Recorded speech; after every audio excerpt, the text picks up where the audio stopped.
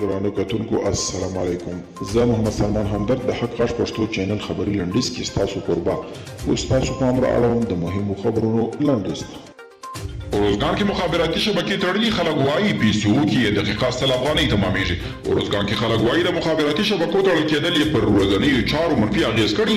ملکي خلک او مدني فعالان زیاتوي په دغه ولایت کې له تېرو شاوخوا شلو ورځو راهیسې مخابراتي شبکې تړلي دي چې له امله یې دوی په ستونزو کې راګیر پاتې دي. د پکتیا جګړه ځپلي بې ځایه شوي کورنۍ وایي تش لاس راوتلي یو هېڅ هم نه لرو. په پکتیا کې کورنۍ بې ځایه شوي وایي تش لاس له کورنۍ راوتلي چې اوس مهال یې ژوند ډېر تریخ دی. په پکتیا کې د جګړو له زیاتېدو سره سم د بې ځایه شویو کورنیو شمېر کې زیاتوالی راغلی دی چې له امله یې ګڼې کورنۍ له سختو ستونزو سره مخ شوي دي.